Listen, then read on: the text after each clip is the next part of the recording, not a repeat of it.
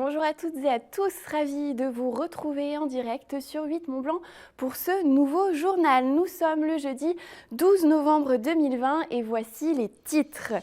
Moutier en Tarentaise et ses 3500 habitants vivent à l'heure de ce reconfinement. Nous allons ce soir à leur rencontre sur la place du marché, lieu incontournable pour maintenir un certain lien social tout en gardant ses distances. Elle vient en aide aux plus démunis. L'épicerie sociale Eders de Thonon-les-Bains apporte une aide alimentaire à plus de 50 familles. Dans ce contexte particulier, elle doit composer avec les vivres qu'elle récupère et la disponibilité de ses bénévoles. Nous en parlions en début de semaine. Les transferts de patients entre hôpitaux se poursuivent. Ils doivent permettre de libérer des places en réanimation et de prévenir toute tension ou saturation des établissements de la région. Les transferts ont débuté mi-octobre et sont effectués en fonction des situations dans les établissements. Ainsi, 25 transferts interdépartementaux ont été effectués depuis des établissements du Rhône, de la Loire, de la Drôme vers le Puy-de-Dôme, la Drôme et la Savoie. 95 transferts extra-régionaux ont également été effectués. Ce jeudi, 2 patients de l'Ain et 2 de Savoie ont été transférés vers l'Île-de-France. 2 patients de Haute-Savoie ont été emmenés en Bretagne et 2 sont partis de l'Ain vers la région Grand Est. Elles ont augmenté de 36%. Les plaintes pour violences conjugales ont enregistré une hausse record lors du premier confinement en France. Pour lutter contre ces violences, un nouveau dispositif de prévention a été mis en place par le groupement de gendarmerie de Savoie. Imaginé en partenariat avec les pharmaciens, il vise à renforcer le soutien auprès des victimes. Ainsi, 250 000 sachets sur lesquels sont inscrits différents numéros et dispositifs d'urgence vont être distribués dans les 140 officines du département. On écoute Alexandra Chamou, directrice de cabinet du préfet de la Savoie, et Valérie Retor, pharmacienne, au micro d'Aude Frappin. Lors du premier confinement, on a constaté qu'il y avait une augmentation des faits de violences donc intrafamiliales et de violences conjugales, une augmentation de l'ordre de 30%.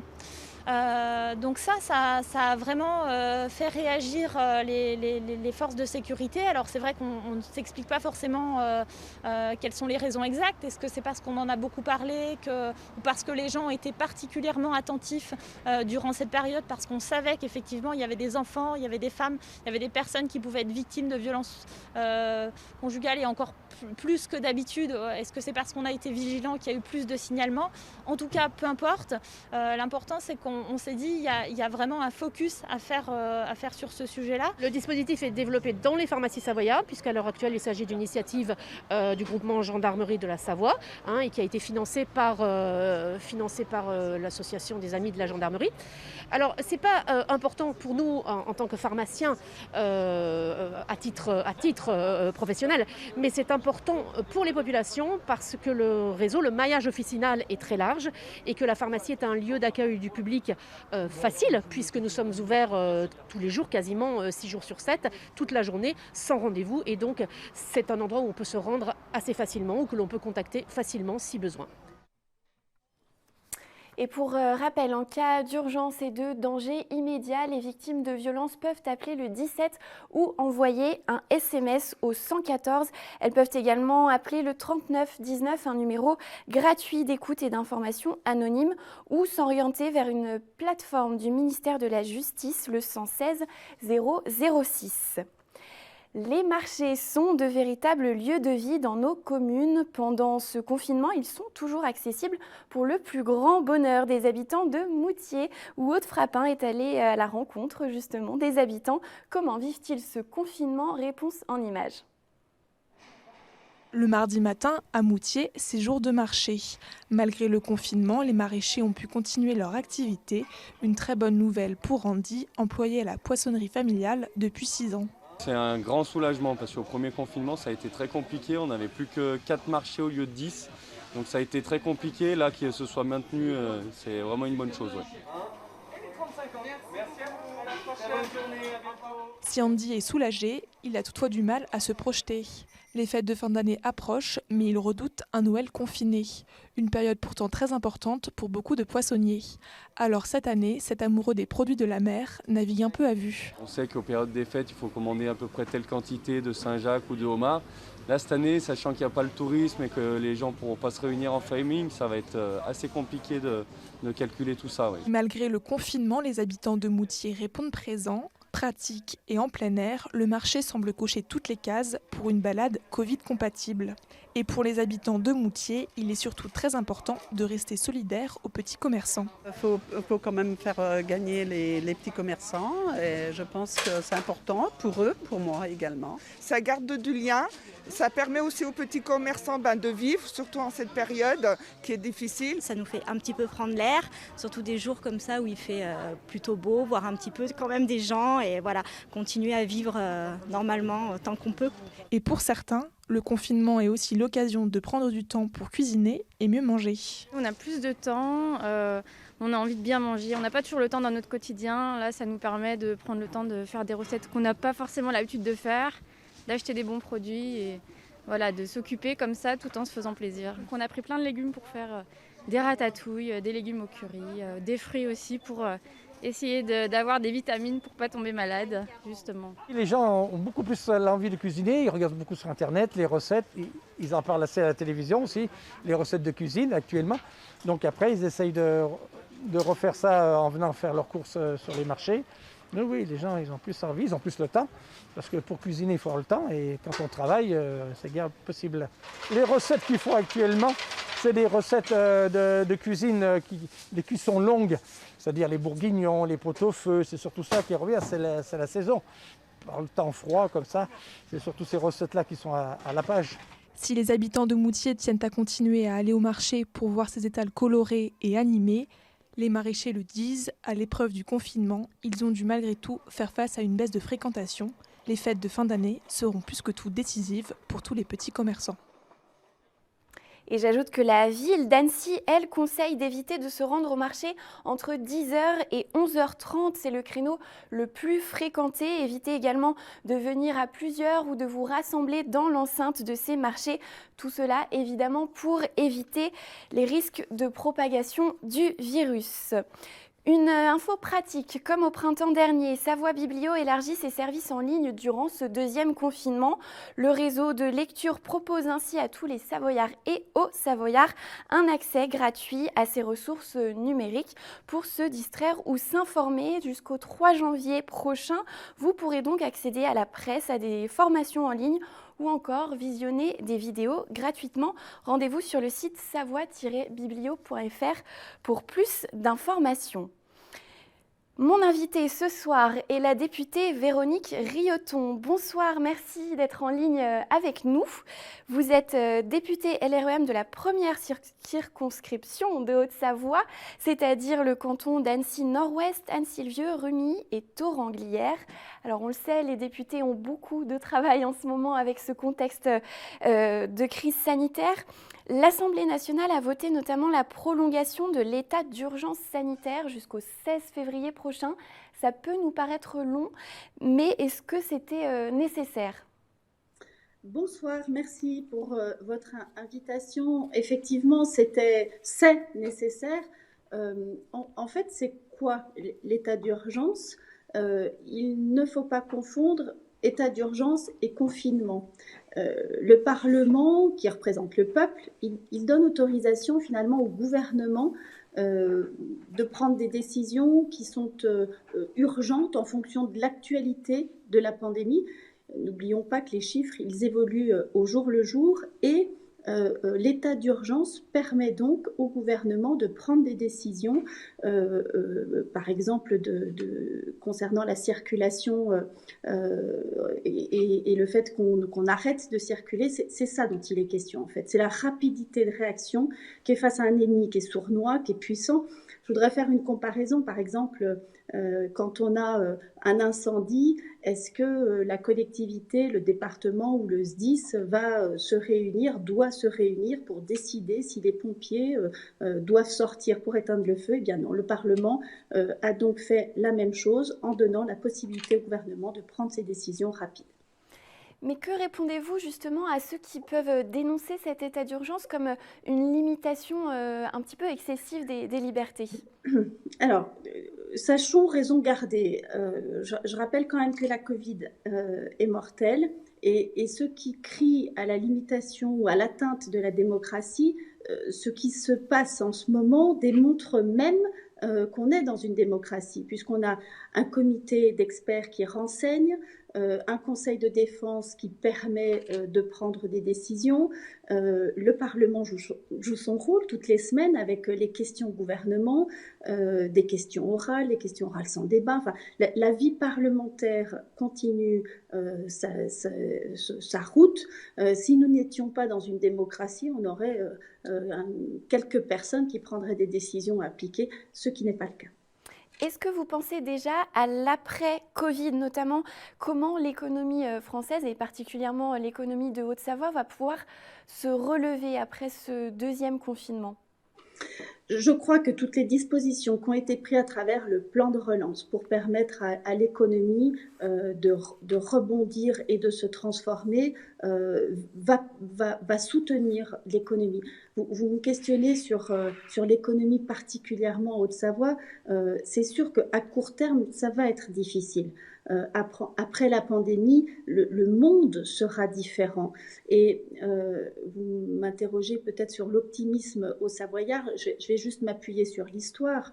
L'histoire de la Haute-Savoie qui est une terre de résilience. On vient de sortir de la commémoration de l'armistice de 1918 où on a fait honneur à la fois à nos résistants ou à nos combattants morts pour la France. Eh bien, je crois que la Haute-Savoie, grâce à son identité, grâce à sa culture industrielle, elle a les moyens de rebondir, en tout cas dans sa capacité d'innovation, et grâce au plan de relance qui nous sortira, on a toutes les capacités à dépasser ces difficultés économiques. Même si on est plutôt optimiste, il y a toujours quand même des inquiétudes sur la saison d'hiver. Là, comment répondre à ces acteurs du tourisme qui sont un petit peu dans l'incertitude pour le moment ? Bien sûr, à court terme, ça va être dur. Pour notre économie locale, à court terme, avec nos collègues parlementaires, ce qu'on est en train de faire, en tout cas, c'est d'interpeller le gouvernement parce que l'économie du tourisme, elle a besoin de visibilité, en tout cas de visibilité avant Noël. Et le travail qui est actuel, c'est de la concertation pour établir un protocole qui soit suffisamment sécurisant pour permettre tout simplement à l'économie de repartir quand les conditions sanitaires évidemment le permettront, et en tout cas de faire en sorte par la responsabilité individuelle que le virus soit limité dans sa circulation.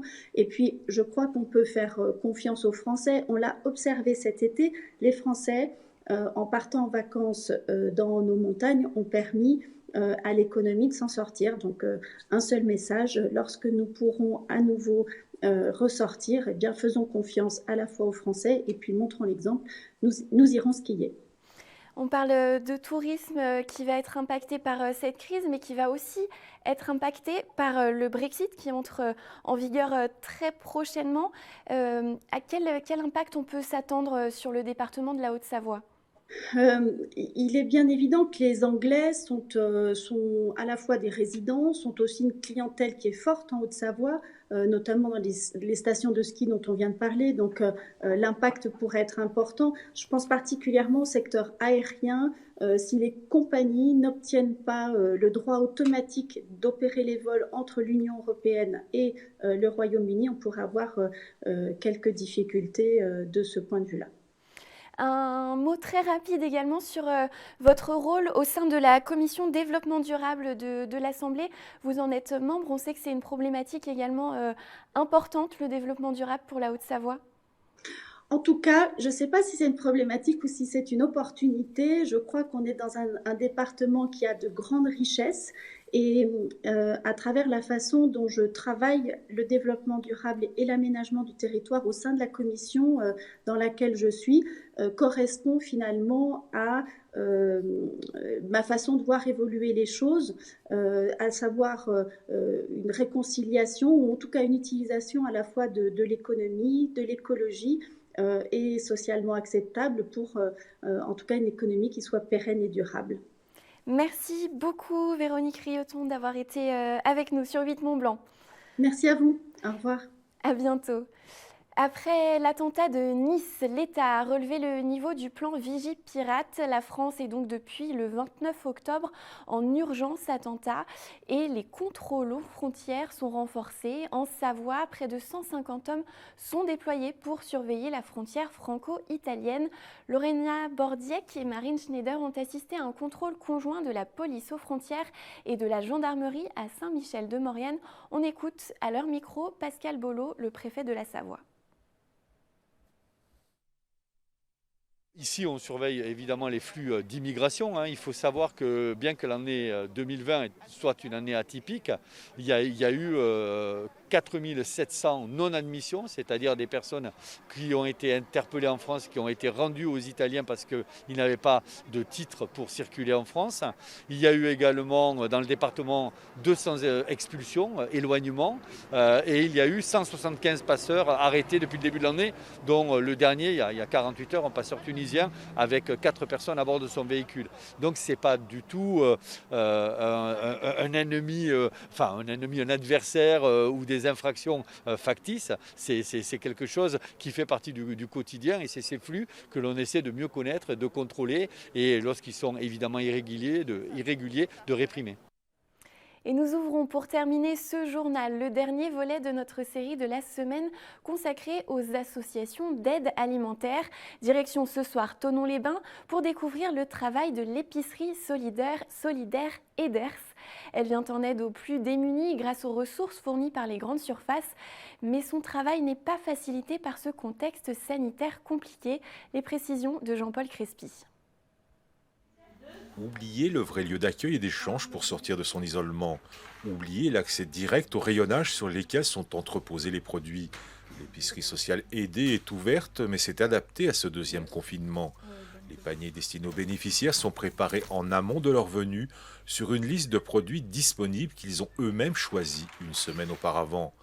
Ouverte désormais un seul jour par semaine, l'épicerie compose avec les produits disponibles et ses stocks, car ses ramasses sont suspendus. Chaque semaine, 53 familles bénéficient de ces services d'aide alimentaire. Elles étaient 116 avant le confinement, les personnes âgées étant de plus en plus nombreuses. Le nombre de retraités que nous servons ici a pratiquement explosé en 2 ans. De 10%, il est passé à plus de 50% à l'heure actuelle. Et c'est des personnes dont la situation n'évoluera pas. Donc, on ne peut que poursuivre la distribution alimentaire envers ces personnes. Jusqu'à présent, le confinement n'a pas aggravé cette situation. Mais par contre, je suis très inquiet par rapport à l'avenir. On s'est adapté, on fait ça, mais je suis sûre que vous posez la question à nos bénévoles. Ils ne sont pas satisfaits, personne n'est satisfait, ni les bénévoles, ni les bénéficiaires. Par contre, on a gardé l'aspect donner à manger, voilà. L'épicerie sociale est bien plus qu'un simple commerce de proximité à prix cassé. Les produits sont vendus à un coût très faible, entre 10 et 30% de leur prix dans le commerce. La contribution financière demandée n'est pas anodine. Elle permet de préserver la dignité des personnes qui s'approvisionnent à l'épicerie en fonction de ses envies et de ses besoins. La grande idée, c'est de venir en aide pendant une période donnée à des personnes qui se trouvent dans des situations financières difficiles. L'idée, c'est de libérer ces personnes de l'achat des produits alimentaires. Heureusement qu'il y a des gens comme eux, quoi. Heureusement qu'il y a des gens comme eux. Parce que sinon, on ne s'en sortirait pas, à l'heure actuelle. Donc heureusement qu'il y a des gens comme eux. C'est important pour moi parce que j'y rencontre des belles personnes. Mais en même temps, c'est une démarche qui n'est pas évidente. Tendre la main, c'est pas toujours évident. Même si on a quelque chose à payer, c'est pas toujours évident. Vous savez, les gens, ils font un petit peu l'impasse maintenant. Ils s'occupent de leurs petits oignons. Et puis voilà. Moi, je trouve que c'est formidable, des endroits comme ici. Je ne souhaite pas à tout le monde de la connaître, mais je souhaite à tout le monde de connaître les personnes qui y travaillent. C'est vraiment génial. Ouais. Moi, c'est mon dernier jour ici parce que je ne veux pas continuer. Je trouve qu'il y a plein de gens qui ont beaucoup plus besoin que moi. Mais je garde un beau souvenir et je pense que je reviendrai voir les gens avec plaisir. Chaque bénévole de l'association espère maintenant que la situation ne se dégrade pas, même si certains signaux les interpellent. En France, plus de 700 épiceries sociales sont régulièrement accessibles aux plus démunis, l'accès à ces commerces atypiques étant exclusivement réservé sous condition de revenus. Et nous venons de l'apprendre, Jean Castex l'a annoncé, le confinement, les conditions de ce confinement vont se poursuivre pour au moins 15 jours. Les commerces non essentiels vont également rester fermés. Nous y reviendrons bien sûr dans notre prochaine édition. Et puis quelques images avant de se quitter, puisque je l'annonçais en début de journal, les transferts de patients se poursuivent dans ce contexte de crise sanitaire. Il faut bien sûr éviter d'engorger les hôpitaux. Il y a donc plus d'une centaine de transferts extra-régionaux ou entre départements qui ont été effectués depuis la mi-octobre. Vous voyez ces transferts de l'aéroport d'Annecy, d'où sont partis ces patients vers différents hôpitaux de France. Et c'est la fin de cette édition. Merci de l'avoir suivi. Merci à Damien Rémy pour la réalisation, à toute l'équipe en régie et à la rédaction. Demain, vous retrouverez Marine Schneider pour un nouveau journal. Je vous souhaite une excellente soirée sur 8 Mont Blanc. Prenez soin de vous et des autres. On se retrouve très bientôt.